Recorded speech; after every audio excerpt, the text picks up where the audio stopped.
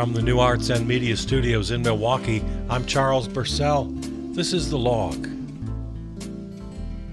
If you're not following this story, I want to encourage you.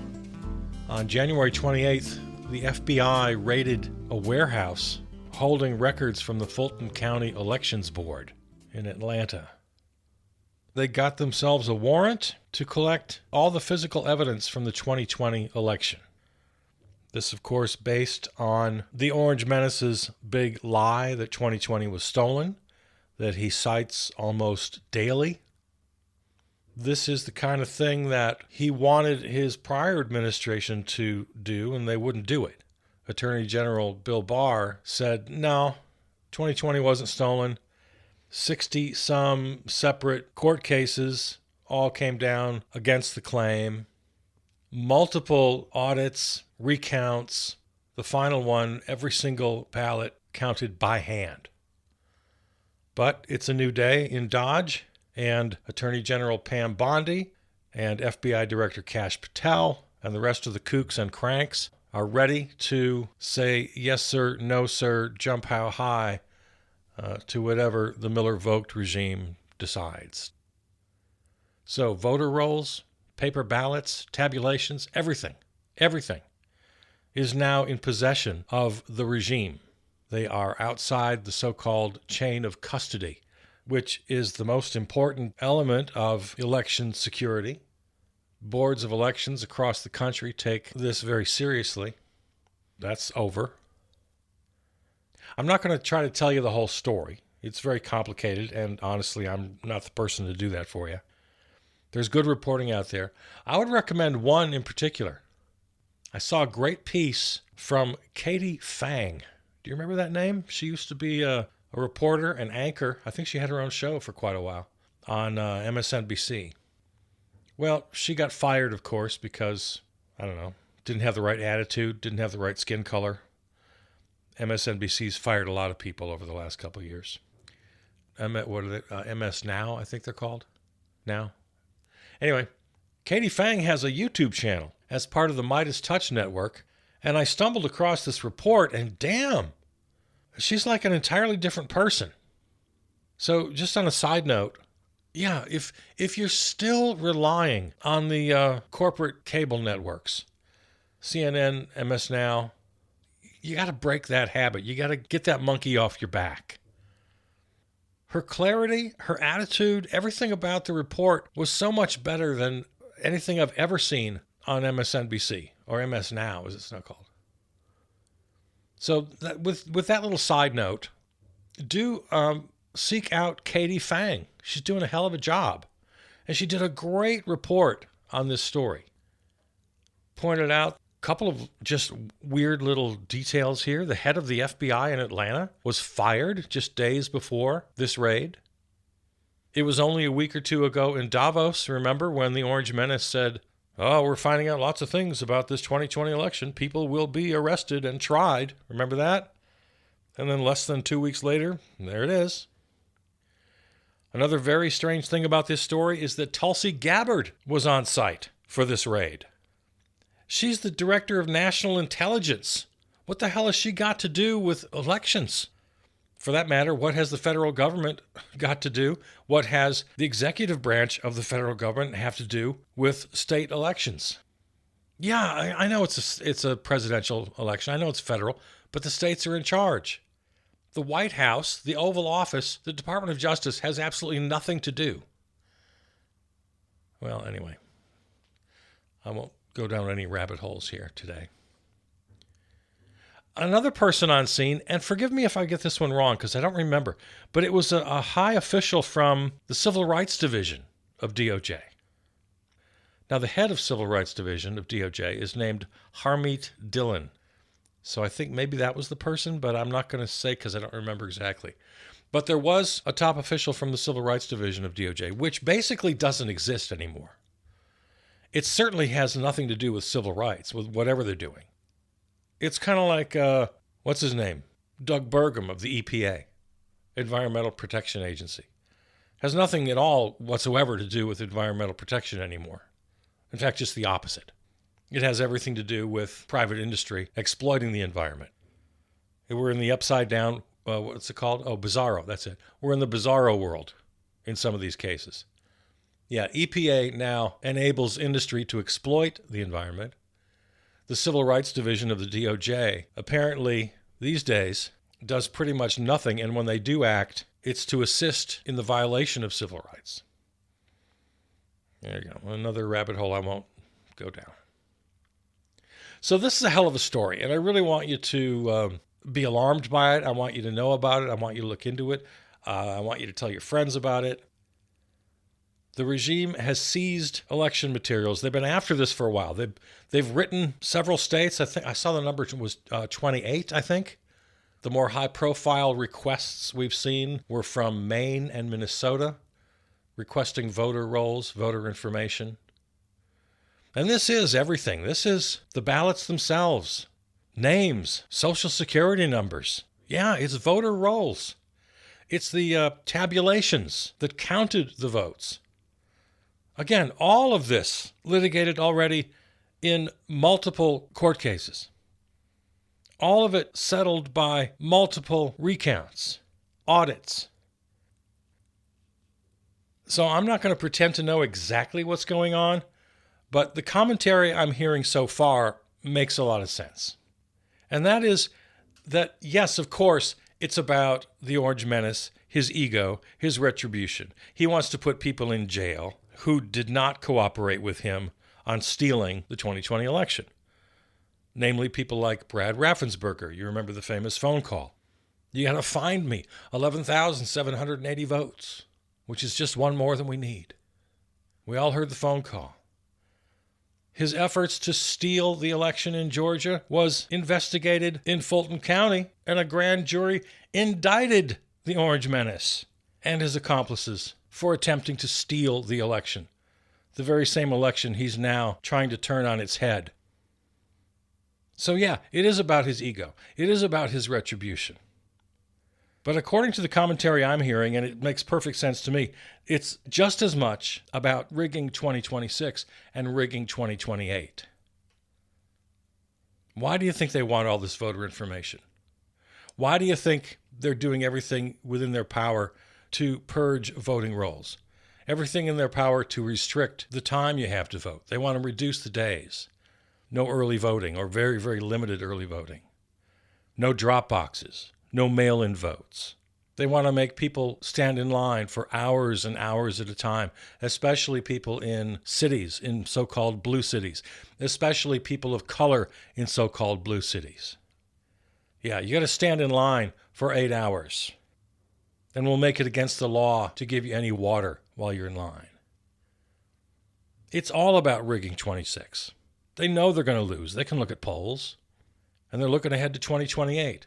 And another rabbit hole I won't go down today. There are plenty of rabbit holes I could have gone down today.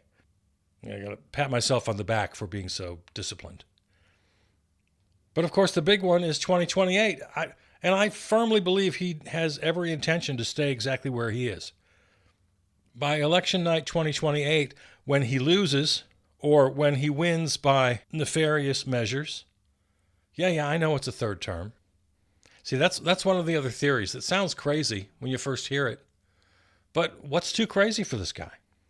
The theory goes that they prove somehow in court that 2020 was rigged, which means that was indeed his second term, legally, technically speaking. I know it sounds crazy. I'm just repeating a theory. And the craziest theories don't sound so crazy once he gets his hands on them. So that's the idea. He proves that 2020 was technically his second term because he actually won, which means 2024 is his third term, which is against the Constitution, but since he's already here, well, I guess we'll have to do something about I forget, which one is that? It's the 22nd Amendment. It says you can only have 2 terms. Well, if 2024 is now the third term, well, that's already blown out of the water. So technically, I guess that 22nd Amendment is now null and void. So yeah, I can stay for yet another term, or as many terms as I want. Yes, I know it sounds insane. This is where we are now. In fact, while we're here, I'm just going to go ahead and say it. I've never said this out loud to anybody. I've never said it to you. I've never even said it to my closest friends and family. I firmly believe that 2024 was rigged. They're showing us what they're capable of. Remember that cryptic remark the Orange Menace made at one of the inaugural events, talking about the swing states and how Elon Musk really knows about those computers? Yeah, he won all 7 swing states. In the last moment, he drew a royal flush. And I've seen many reports since then about how it's just mathematically impossible for him to have won with the numbers he supposedly did.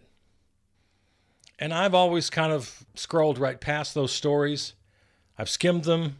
I went ahead and read a few of them. I didn't want to believe it. I thought, even if it's true, well, what can we do now?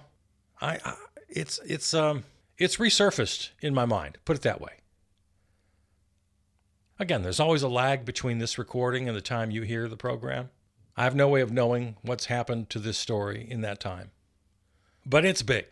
In my opinion, this is a very big story. I really think you should know about it. They're absolutely trying to make 2026 irrelevant. It doesn't matter who you vote for.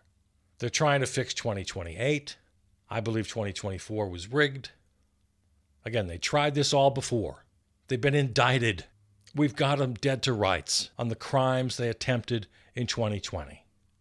And now, instead of getting the old gang back together because they failed, he's got a new gang put together, and they're running the same playbook. Well, Friday, as is often the custom, was News Dump Day. You know about that, right? Lawmakers, officials, people who with press releases who don't want you really to know the news. It's unpopular stuff. They dump it on a Friday afternoon so fewer people will see it. That's a long-standing tradition. So, of course, that's how the latest release of Epstein files were announced. You and I have talked about it a couple times. I'm just entirely annoyed by the whole story. This was never going to go well. There are an estimated 6 million documents or pages. I just forget which is which. Anyway, 6 million units remaining. They released approximately half and just announced, that's it, we're done now, all over. What's in the other 3 million? No comment. Complete frustration from pretty much everybody right, left, and center. Khanna and Massey, the 2 representatives who wrote the bill, the transparency bill. The victims, of course. But I'm sorry, call me a pessimist. This was never going to work. They've got too many excuses to fall back on, and the problem is some of the excuses have merit. So many mentions of victims in these documents that the law itself allows them to redact. There's always been a problem with releasing damning evidence about people who you've decided internally there's not enough evidence to bring charges, and yet you think it's all right to release this material to the public when that person can't defend themselves in a court of law? None of this ever made sense. Of course I want justice for the victims, but we got to find another way to do this. I'm not excusing the regime, far from it. They're doing everything they can to gum up the works, to just force us all to throw up our hands. They released these 3 million pages or documents, including videos, in a way that shows clearly they are intentionally trying to make them difficult to sift through, to search, to analyze. They just toss them out like a giant haystack, leaving it to the press to try to uncover the needle. The regime also announced that they've arrested journalist Don Lemon, formerly of CNN, kind of a household name. I think everybody knows who Don Lemon is from his days at CNN. Well, now he's an independent journalist. They arrested him, his crew, and a fellow local journalist from Minnesota. Here, let me get her name for you because I forgot it. Fort is the last name. Yeah, Georgia Fort. So they were covering that protest from a couple of weeks ago when a bunch of protesters interrupted a church service because the pastor there was an ICE official. Now, everybody in their partisan corners already has decided exactly how they feel about this. And I'm probably 99% with a very simple idea: you don't arrest journalists for covering a story. Here's my 1% doubt. We're in a new world where advocacy journalism is a thing. I mean, it's always been a thing, but now, with great encouragement from lots of people, including myself, independent journalists, independent reporters are becoming more and more active, more and more prominent. What's his name? Costa, also from CNN. We talk a lot here about Ken Klippenstein and the great reporting he's doing. Even organizations like Midas Touch and Bulwark, they're independent. They're not big corporate outfits by any stretch. They're on one side of this ledger. And some of them are sort of straight journalists. Others are more advocacy journalists. And I think that's a very legitimate thing to be. But much of U.S. law, as it regards the rights and privileges of journalists, well, it depends on a particular definition of what a journalist is, of what the free press is. And the very definition, the whole idea of what a journalist is currently in flux. So the laws surrounding journalism are going to be in flux too. They may need some amending. And in the meantime, in this case anyway, the regime is obviously exploiting the ambiguity of our current situation. So even though I'm inclined to oppose the regime almost automatically at every turn, in this case, they very well may have a point. And yes, of course, they're exploiting the opportunity. They're being cynical about it. They're being dishonest about it. All the things that the regime is famous for and capable of. But what they're exploiting is an actual problem. And it's a much bigger problem, more systemic, philosophical, than I think anybody wants to admit. I've been saying for decades that the very idea of objective journalism is unrealistic. I've been saying for decades that advocacy journalism is absolutely still journalism. It's nothing to be ashamed of or to hide from.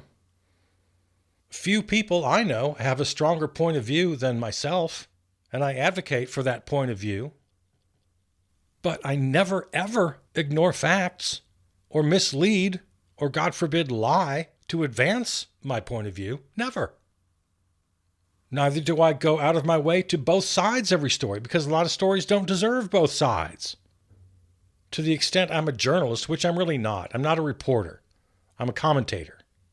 But to the extent I am a reporter or journalist, because often I'm telling you stories, and maybe you're hearing it for the first time, which I guess makes me a reporter. I'm reporting it to you. So in that sense, I take a serious vow. I have an absolute responsibility to be truthful about the story I'm quote-unquote reporting, about my feelings on that story. But none of that mitigates my truthfulness. They don't stand in opposition. And I'm just one of many voices. I don't expect you to only listen to me. The very nature of journalism is changing, especially in this age when Barry Weiss's CBS News is becoming Patty Chayefsky's Howard Beale's NewsHour from Network with Sarah the Soothsayer. When billionaire oligarchs now have a monopoly on social media. So the independent journalists, the independent reporters are becoming more and more important and actually essential, vital, if we want to have anything resembling a free press, especially investigative reporting. There's no going back. The independent journalist of today is our best and only hope going forward, until somebody invents something entirely new. Unless my ideas of abolishing money and profit somehow magically rule the day, social anarchism somehow becomes the norm. Great. But until then, this is what we've got. Independent journalists have to be able to work. Advocacy journalism is nothing to be ashamed of. The laws, the rules, the norms have to evolve. And right now, we're nowhere near that evolution, and the regime is taking advantage of it to put 2 journalists in jail if they can. Now, the good news, 2 sitting judges have already denied the regime the pleasure of charging Lemon and Fort. Several personnel within the DOJ refused to bring charges in this case. Attorney General Pam Bondi herself had to sign the affidavit. So it'll probably go nowhere. But the very fact that they're doing it is just one more very alarming development from the regime, thrown out with the Friday news dump. Well, of course, the lawless ICE surge remains the top story, as it should be, as appropriate. Over the weekend, hundreds of massive protests across the United States, tens of thousands of people in every state. So that's good. The variety of people is also good. I mean, we're seeing everybody, just everybody. Teachers, students, there have been dozens, I don't know, maybe hundreds of walkouts from high school students. Just folks of all stripes. Even celebrities, sports stars. It sounds trivial, but I don't think it is. Anybody with a platform needs to use that platform, and more are. So that's great. My one word of advice is I would encourage everyone speaking up to broaden their focus a little bit, because as bad as this ICE story is, and of course it is, the operation in Venezuela continues. We've created a vassal state. That's the term being thrown around. It's a new era of strongman colonialism. I don't know how Cuba is going to survive this. It's hard to see how they will, with the United States pulling every economic lever. Yeah, when you have the most powerful economy in the world, you don't always have to send in the Marines. The regime loves to use tariffs as a weapon, sanctions, boycotts. They know what they're doing. So, yeah, Cuba is now cut off from the lifeline that was Venezuela. Money, oil. Threats to Iran continue. Ships relocated from the Caribbean now back to the Middle East. Tens of thousands of Ukrainians are without power in the middle of a cold winter because strongman Vladimir Putin pretty much has the blessings of the regime. Diplomatic geniuses Witkoff and Kushner have made Moscow their second home, and they seem to be spending most of their time trying to secure deals for themselves. An Israeli airstrike in Gaza killed dozens of people. The last estimate I saw was at least 40. It's probably more. While they look the world straight in the face and call this a ceasefire, when they're already on to the next phase where they turn Gaza into a playground for the global elite, ethnically cleansed of Palestinians. So, yeah, protests, demonstrations, organizing, direct action, it's all well and good. I just think it's time for the whole movement to be generalized a little bit. I mean, there are dozens of offenses by the regime every day. Abuse of power, breaking state and federal laws, violating the Constitution 100 different ways, breaking international laws. I just think our vision needs to be a little broader. And what we're asking for needs to be deeper. Entire systems that have brought about these problems need to be dismantled. This is no time to be cherry picking. Because then you just get into this Groundhog Day where every day's headline is just another iteration of yesterday's headline. A federal judge just ruled against the Minnesota Attorney General, Governor, and Mayor of Minneapolis regarding the surge in Minneapolis, ruled in favor of the regime. Democratic leadership in the House and Senate are asking for so-called concessions, basically just asking ICE to follow the law. That's the depth of their imagination. Yeah, we won't fund ICE until they stop breaking the law, laws that are already on the books. What kind of vision is that? Representatives Joaquin Castro and Jasmine Crockett visited Liam Ramos, the little 5-year-old boy, being detained, being held, being imprisoned in Texas. His father said Liam is so depressed that he sleeps most of the time. The two Congress members reported that Liam was pretty much catatonic the whole time they were visiting. Castro said it wasn't so much that he was asleep, he was just unresponsive, just laying there with his eyes closed. That's just frightening. That's just, how horrific is that? A 5-year-old boy being held in detention for no damn reason. In one of just hundreds of these centers. They're building these so-called mega facilities everywhere, using parts of military bases, decommissioned bases, prisons. They're using some of that $75 billion they already have in the kitty to buy up massive industrial warehouses. Plans for up to 100,000 detainees at a time.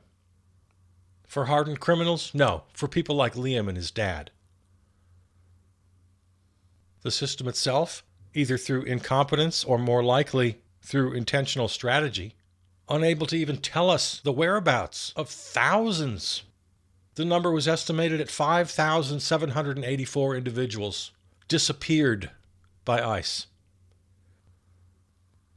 So all of this, on top of endangering the entire globe, on top of accelerating the climate crisis, on top of sending a plurality of Americans into economic stagnation, if not actual poverty, on top of the grift with the Orange Menace and his family doubling, tripling their net worth, legalized bribery on a global scale, on top of the abuse of the pardon power to give license to his henchmen, on top of murdering people on the high seas, on top of capturing the media, silencing free press by intimidation, by threatening jail, on top of attempting to silence political opponents, threatening prosecution and jail, on top of rigging elections.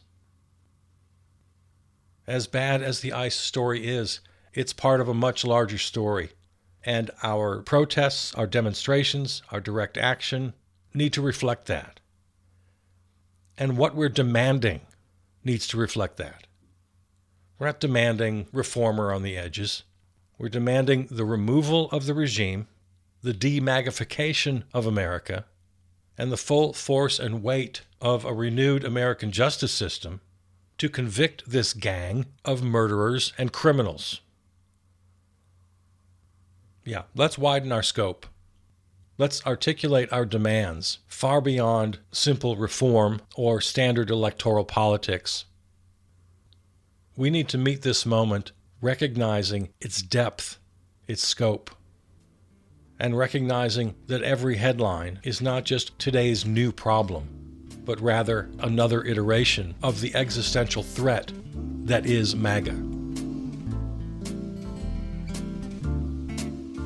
This episode and all episodes can be heard at the website, charlespurcell.com, or of course on your favorite podcast platform.